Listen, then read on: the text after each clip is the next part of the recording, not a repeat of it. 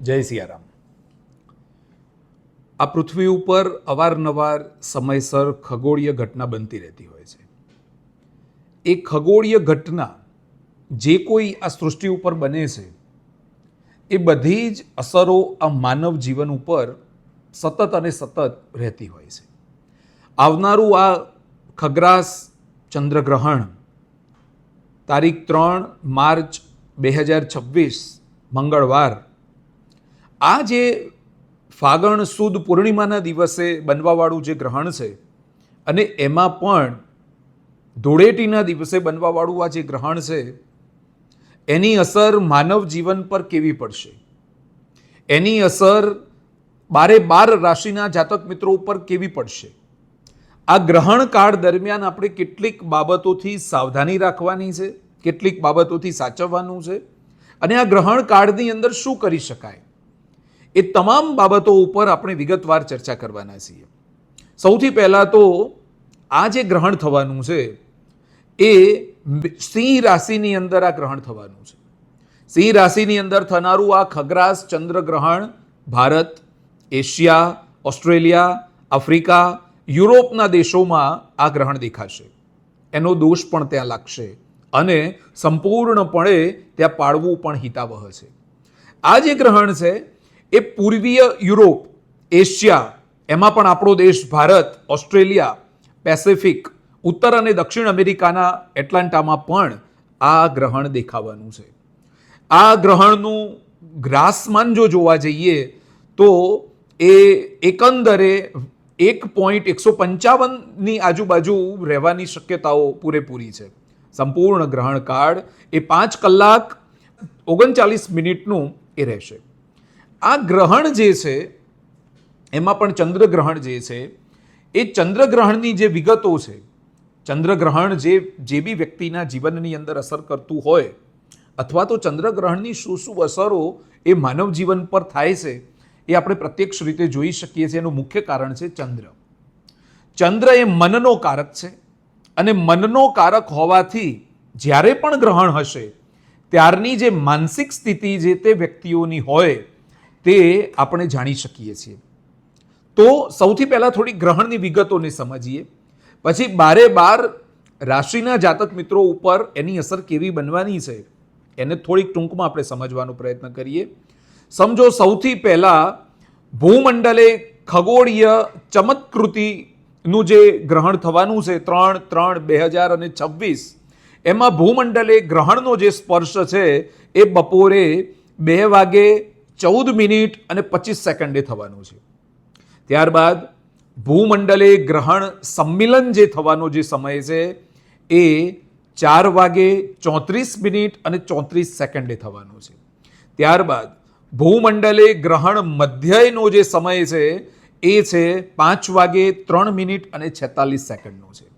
ત્યારબાદ ભૂમંડલે ગ્રહણ ઉન્મિલન થવાનો જે સમય છે એ સમયગાળો છે 6:47:51 છે.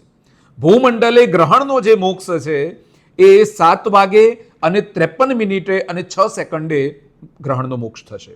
એકંદરે પરમ ગ્રાસની જે વાત કરવામાં આવે તો એ 1:155 જેવું એ ત્યાં રહેશે. મિત્રો, ખાસ કરીને આપણે જે કહ્યું કે 5 કલાક અને 39 મિનિટની આજુબાજુ રહેવાવાળું આ ગ્રહણ દરેકે દરેક વ્યક્તિના જીવનની અંદર વત્તા ઓછા પ્રમાણની અંદર એ પોતાનું ફળ આપશે. તો મિત્રો, સૌથી પહેલાં આપણે વાત કરીએ કે ગ્રહણમાં શું સાચવવું. આ જે ગ્રહણ કાળ મેં જે તમને કહ્યું, દરેકે દરેક સમયગાળો જે કહ્યો, 5 કલાક અને 39 મિનિટ ચાલવાવાળું આ જે ગ્રહણ છે એમાં શેની સાવધાની રાખશો. સૌથી પહેલાં એટલું સ્પષ્ટપણે આપણે સમજી લેવું જોઈએ કે ગ્રહણ એ ખગોળીય ઘટના છે. આપણા અંતરિક્ષની અંદર, આપણા બ્રહ્માંડની અંદર સૂર્ય અને ચંદ્રને લઈને બનનારી આ ઘટના છે જેને આપણે ખગ્રાસ સૂર્ય ચંદ્રગ્રહણ આપણે કહીએ છીએ. ખાસ કરીને આ જે ગ્રહણ છે એ ગ્રહણમાં ગ્રહણનો દોષ લાગતો હોય છે. ગ્રહણની અંદર એક સૂતકમાં જેટલું આપણે પાડતા હોઈએ એટલું આપણે પાડવાનું હોય છે. ગ્રહણ જ્યારે પ્રવેશ કરે અને ગ્રહણનો જ્યારે મોક્ષ થાય એ તમામ ગાળો એટલે કે 5 કલાક અને 39 મિનિટ આપણે ખૂબ સાચવવાનું છે. સૌથી પહેલાં હું વાત કરીશ કે જ્યારે ગ્રહણનો પ્રારંભ થાય એ પૂર્વેથી જ બિલકુલ સાવધાની રાખવી જોઈએ. જેમ તેમ ઘરની બહાર નીકળવું ન જોઈએ. ગ્રહણ સમય દરમિયાન ભોજન ગ્રહણ ન કરવું જોઈએ. ગ્રહણ સમય દરમિયાન આપણે મંદિરોની અંદર પૂજા પાઠ કરી શકતા નથી. ગ્રહણ સમયની અંદર આપણે કોઈ પણ એવું શુભ કાર્ય પણ કરી શકતા નથી. ગ્રહણ કાળની અંદર બની શકે ત્યાં સુધી એકાંત સ્થાનમાં બેસી અને પ્રભુનું ભજન કરવું, ભક્તિ કરવી એ જ સર્વશ્રેષ્ઠ ઉપાય બની રહે. મિત્રો, આ ગ્રહણ કાળ છે એની અંદર પવિત્રતા રાખવા માટેના કેટલાક નિયમો શાસ્ત્રીય રીતે આપણા ઋષિમુનિઓએ સૂચવ્યા છે. અને એમાં પણ જ્યારે ગ્રહણ કાળનો પ્રારંભ થાય ત્યારે દર્ભ દરેકે દરેક જગ્યાએ મૂકી દેવો જોઈએ. જેમ કે પીવાનું પાણી હોય એમાં પણ દર્ભ મૂકો. ભોજન ખાસ કરીને એ નિયમ પણ યાદ રાખવાનો છે મિત્રો કે ભોજન ગ્રહણ કાળ પૂર્વે જ સંપૂર્ણ પતાવી દેવાનું છે. એટલે કે ગ્રહણની શરૂઆત થાય એ પૂર્વે તમે ભોજન ગ્રહણ કરી લો અને ત્યારબાદ જ્યારે ગ્રહણનો મોક્ષ થાય ત્યારે તમે ભોજન ગ્રહણ કરો. વાસી ખાવાનું એ સમયગાળા દરમિયાન એટલે કે 5 કલાક અને 39 મિનિટ સુધી વાસી ખાવાનું ટાળજો. અન્યથા જો કોઈ પરિસ્થિતિ એવી બની શકે એવી હોય તો એ ભોજનમાં કે બનાવેલું જે ભોજન છે એમાં દર્ભ મૂકી દેવું. મંદિર આપણું છે ત્યાં પણ દર્ભ મૂકી દેવું. ત્યારબાદ મોટા મંદિરોની વાત કરવામાં આવે તો મંદિરો પણ મધ્યાહનની આરતી પછી બંધ કરી દેવા, દર્ભ મૂકી, અને બીજા દિવસ સવારે મંગળા આરતીથી મંદિરનો પ્રારંભ કરી શકાય. એકંદરે એકાંતમાં બેસી શાંતિથી આખા એ ગ્રહણ કાળ જે છે એ ગ્રહણ કાળની અંદર ભગવાનને ભજવા, ભગવાનની યથાઉચિત માળા કરવી, જપ કરવું એ સર્વશ્રેષ્ઠ બની રહેશે. ત્યારબાદ એકંદરે એવું આપણે કહી શકીએ કે આ ગ્રહણ કાળ દરમિયાન કરેલું જે પુણ્ય છે એનું અનેક ગણું ફળ પ્રાપ્ત થતું હોય છે. એટલે જેટલા તમે જાપ કરશો, જેટલું પણ તમે તપ કરશો, ભગવાનની આરાધના કરશો એટલું ફળ આપને પ્રાપ્ત થશે. ખાસ એવી સૂચના છે કે આ ગ્રહણ કાળ નરી આંખે ન જોવું. ગ્રહણને નરી આંખે ન જોવું. કોઈ પણ સગર્ભા સ્ત્રી હોય એ સગર્ભા સ્ત્રીઓએ પણ આ ગ્રહણને નરી આંખે ન જોવું અથવા તો બહાર નીકળવાનું સંપૂર્ણપણે ટાળવું. ત્યારબાદ નાના બાળકો જે વિદ્યાર્થીઓ છે એ લોકોએ પણ આ સમયગાળાને ખૂબ સાચવીને લેવો. બીજી જો વાત કરવામાં આવે તો ગ્રહણ કાળને બિલકુલ સહજતાથી લેવું. બહુ વધારે એવી પેનિક કે ચિંતા કરવાની જરૂર નથી કે આ ગ્રહણ કાળની અંદર શું થશે, કેવી રીતે થશે. પણ હા, ચોક્કસપણે આ ગ્રહણ દોષ આપવાવાળું હોવાથી બની શકે એટલી સાવધાની જો આપણા જીવનમાં આપણે લાવીશું તો આ ગ્રહણમાં સંપૂર્ણપણે ફાયદો થશે. હવે આપણે વિગતવાર દરેક રાશિની ચર્ચા કરીએ કે દરેક રાશિને આ ગ્રહણ કેવું ફળ આપવાવાળું બનવાનું છે. સિંહ રાશિની અંદર થનારું આ ગ્રહણ એ દરેકે દરેક વ્યક્તિના જીવનમાં કેવો સુધારો લાવી શકશે, અથવા તો કઈ રાશિના જાતક મિત્રોએ શું કરવું જેનાથી આ ગ્રહણમાં પૂર્ણ રીતે લાભ મેળવી શકાય. તો ક્રમશઃ આપણે મેષ રાશિથી લઈ અને મીન રાશિના જાતક મિત્રોને ગ્રહણનું ફળ કેવું મળશે એની આપણે સંપૂર્ણ ચર્ચા કરીએ. સૌપ્રથમ વાત કરીશું આપણે મેષ રાશિની. મેષ રાશિના જાતક મિત્રો, આ ગ્રહણની જો આડઅસરની વાત કરવામાં આવે અથવા તો આ ગ્રહણની નકારાત્મક અસરની વાત કરવામાં આવે તો વિદ્યાની હાનિ થઈ શકે છે. સાથે જ પુત્રાધિક ચિંતાઓ વધી શકે છે. એટલે કે પોતાના પુત્ર પુત્રીની ચિંતાઓ આપને વધારે રહેશે. વધારે બહુ ચિંતા કરવાની જરૂર નથી. 5 કલાક અને 39 મિનિટ સુધી ચાલનારું આ જે ગ્રહણ છે એમાં સામાન્ય આ બધી ચિંતાઓ ઉપજાવશે. મેષ રાશિના જાતક મિત્રો, જ્યારે પણ ગ્રહણનો મોક્ષ થાય ત્યારે એટલે કે બરાબર સાંજે રાત્રે 8 વાગ્યા પછીથી આપ કોઈ પણ શિવ મંદિરની અંદર જઈ અને યથાશક્તિ દાન કરશો તો જે કોઈ ગ્રહણની નકારાત્મક અસરો છે એનાથી સંપૂર્ણપણે દૂર રહી શકશો. વાત કરીશું વૃષભ રાશિની. વૃષભ રાશિના જાતક મિત્રો, આપને આ ગ્રહણ કાળની આડઅસરની જો વાત કરવામાં આવે તો અંગ પીડા થઈ શકે છે, માતાને કષ્ટ થોડો થઈ શકે છે. માટે આ જે ગાળો છે એને બિલકુલ સાચવી લેવો. વૃષભ રાશિના જાતક મિત્રોને ખાસ એવી સલાહ આપવામાં આવે છે કે કોઈ પણ પ્રકારની વધારે પડતી ચિંતા, વધારે પડતું વાદ વિવાદ અને દલીલોથી દૂર રહેવું અને ખાસ કરીને માતા પિતા સાથેનો જે વાદ વિવાદ છે એ બની શકે તો ટાળવો. મિત્રો, વૃષભ રાશિના જાતક મિત્રોના જો શ્રેષ્ઠ ઉપાયની વાત કરવામાં આવે તો ગ્રહણ કાળનો પ્રારંભ થાય, જો સમય હોય તોની વાત છે, ગ્રહણ કાળનો સમય પ્રારંભ થાય ત્યારે તુલસીની માળા લઈ બેસી ઓમ નમો ભગવતે વાસુદેવાયના જાપ જ્યાં સુધી ગ્રહણ પૂર્ણ ન થાય ત્યાં સુધી જો કરશો તો વિશેષ લાભની પ્રાપ્તિ થશે. અન્યથા ગ્રહણ પૂર્ણ થયા પછી કોઈ પણ કૃષ્ણ મંદિરે, કોઈ પણ ભગવાન વિષ્ણુના મંદિરે, ભગવાન નારાયણના મંદિરે જઈ યથા ઉચિત દાન કરવું એ સર્વશ્રેષ્ઠ બની રહેશે. વાત કરીશું મિથુન રાશિની. મિથુન રાશિના જાતક મિત્રો માટે આ ગ્રહણનો જે સમય છે એ ખૂબ સફળતા આપવા વાળો બનશે. ધન લાભ કરાવી શકે છે. આ ગ્રહણ આપના માટે લાભદાયી બની શકે છે.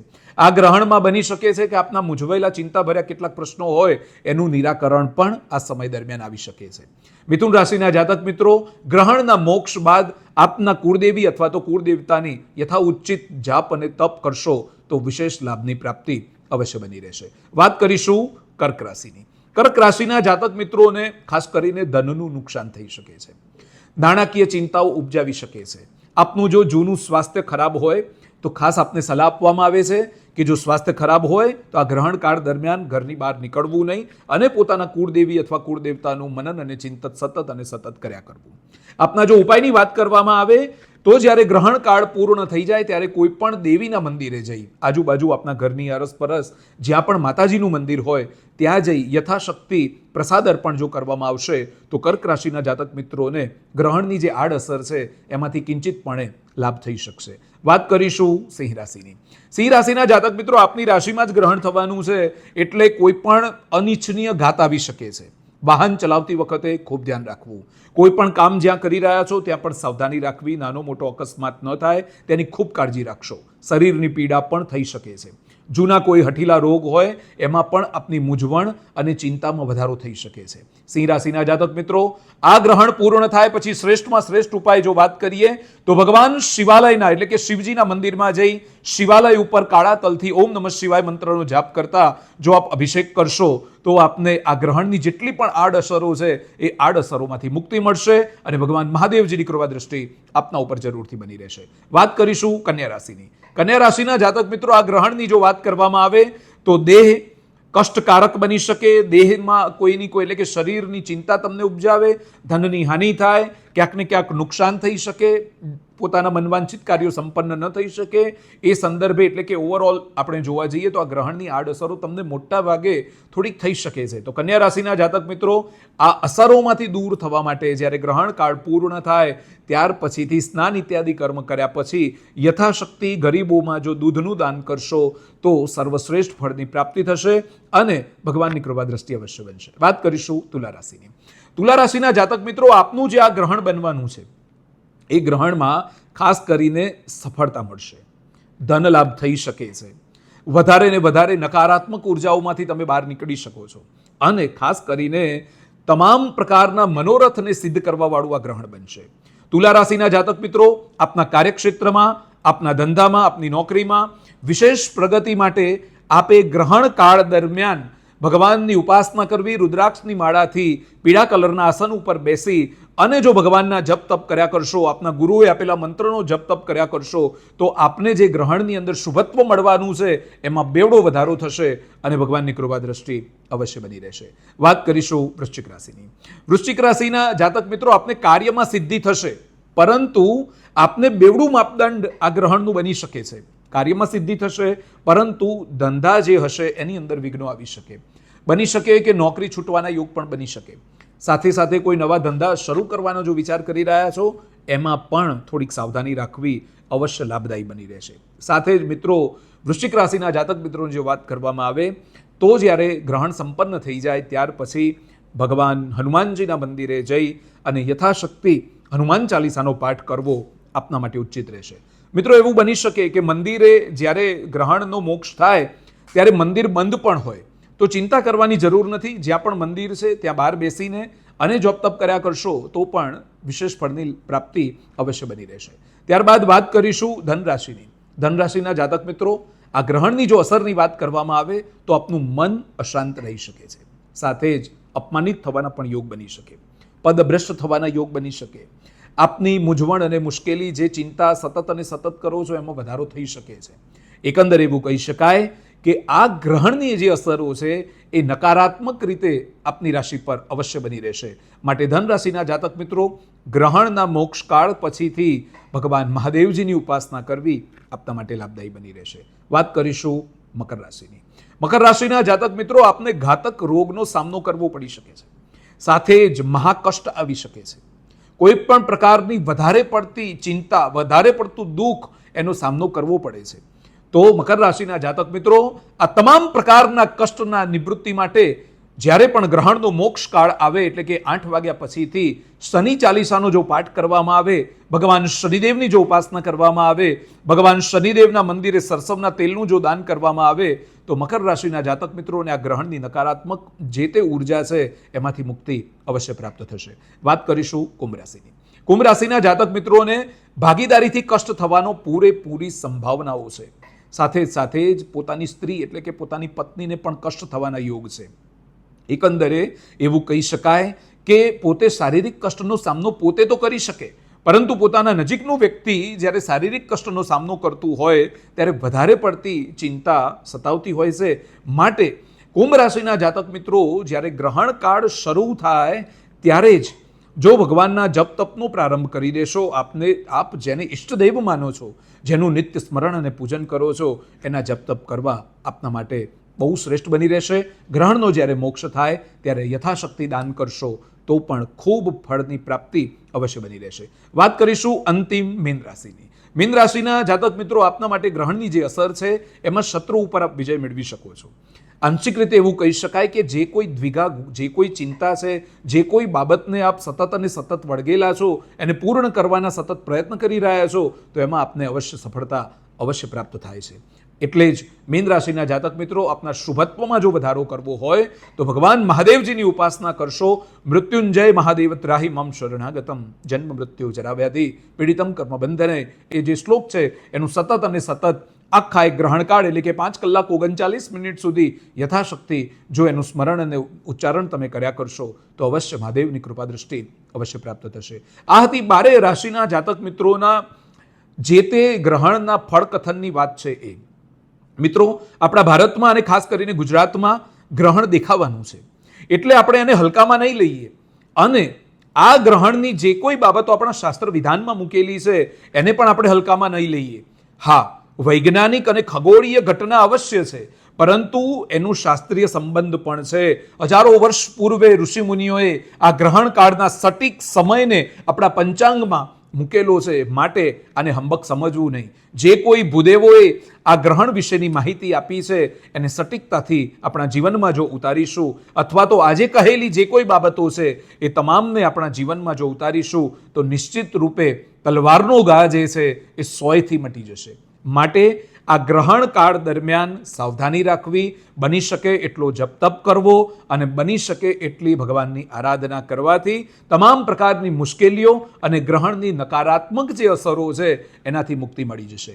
સર્વથા દરેક લોકો જેને પોતાની રાશિ પણ ખબર નથી એની જો વાત કરવામાં આવે તો ખાસ કરીને જાતક મિત્રો, આપના માટે હું ચોક્કસથી કહીશ કે આ જે ગ્રહણ કાળ છે એ ગ્રહણ કાળની અંદર પોતાના ઈષ્ટદેવનું સ્મરણ પૂજન કરવું, પોતાના ગુરુ મહારાજે આપેલા મંત્રનો જાપ કરવો.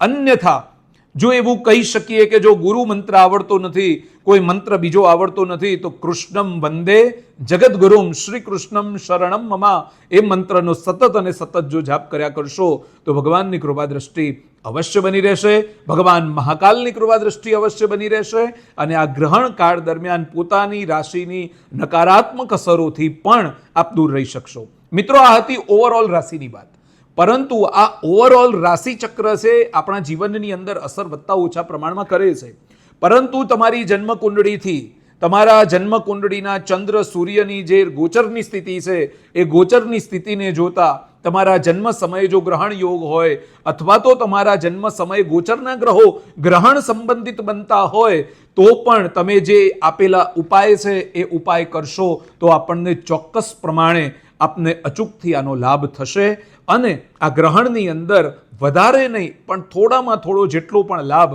આપણે મેળવી શકીએ એટલો આપ મેળવી શકશો.